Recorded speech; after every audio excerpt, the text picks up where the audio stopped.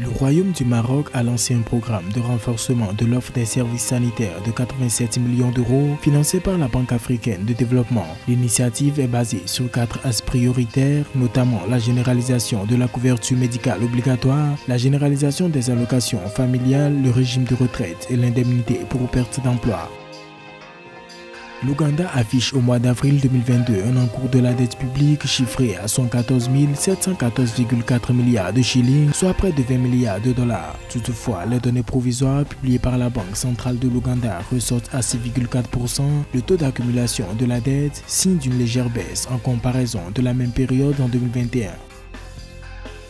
317 milliards de francs CFA ont été décaissés par le gouvernement camerounais pour subventionner le carburant au premier trimestre 2022 afin de maintenir les prix inchangés à la pompe.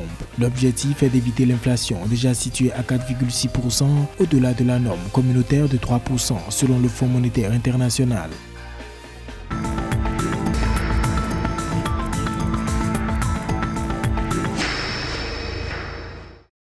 Le conseil d'administration du groupe de la Banque africaine de développement a approuvé un financement de 87 millions d'euros en faveur d'un programme d'appui à la généralisation de la couverture sociale initié par le Maroc. Le programme sera axé autour de la prise en charge de la couverture médicale basée sur la réorganisation de l'offre de services de santé. La généralisation de la couverture sociale au Maroc a pour déjà premier objectif d'améliorer le bien-être des populations, surtout les plus défavorisées, qui recevront ainsi une sorte de rémunération d'appoint et qui leur permettra de faire face dans de meilleures conditions à certains types de dépenses, par exemple des dépenses de santé, des dépenses d'habillement, des dépenses alimentaires. Et l'objectif visé par les autorités chérifiennes est tout simplement qu'une fois que ces populations verront leur bien-être s'améliorer, ils pourront mieux libérer leur potentiel et ainsi le royaume pourra disposer d'un capital humain de qualité sur lequel pouvoir s'appuyer pour le développement économique de ce pays.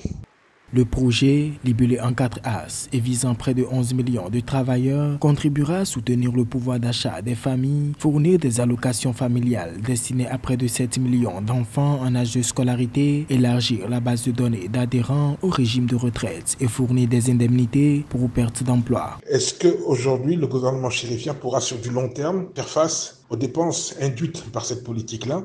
Et pour cela, il y a un certain nombre de paramètres qu'elle devra veiller. Améliorer le système de santé publique, ce qui permettra de faire de sérieuses économies. Il y a aussi le coût du médicament, qui est beaucoup plus cher dans le royaume chérifien qu'il ne l'est dans les pays voisins.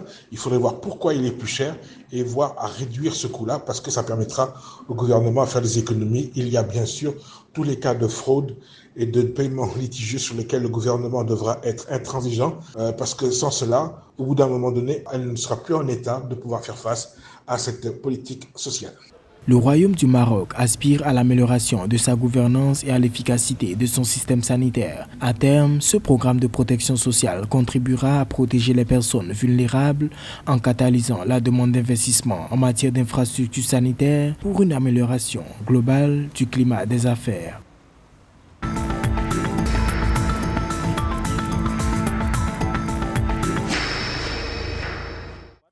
En Ouganda, l'encours total de la dette publique en termes nominaux à la fin du mois d'avril 2022 s'élevait à 114 714,4 milliards de shillings, soit près de 20 milliards de dollars. Selon les données provisoires publiées par la Banque centrale de l'Ouganda, ce montant représente environ 48,8% du produit intérieur brut. En avril 2021, l'encours s'est établi à 17,5 milliards de dollars contre 15,2 milliards en juin 2020. Quant au taux d'accumulation de la dette, il a ralenti à 6,4% par rapport aux 15,1% observés en avril 2021.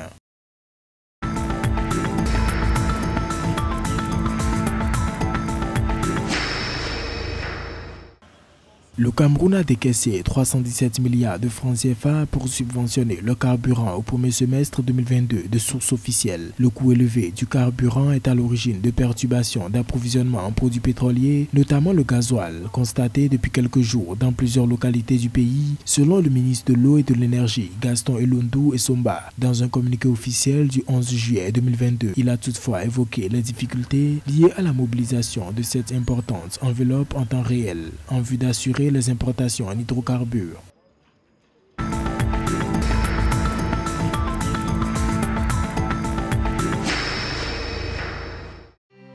le Togo obtient 30 milliards de francs CFA suite à l'émission d'obligations de relance sur le marché financier de l'Union monétaire ouest-africaine. Levé le 8 juillet 2022 en partenariat avec l'agence UMOA Titres basée à Dakar au Sénégal, les fonds ont une maturité de 5 et 10 ans. L'opération devrait permettre à l'émetteur de mobiliser l'épargne des personnes physiques et morales.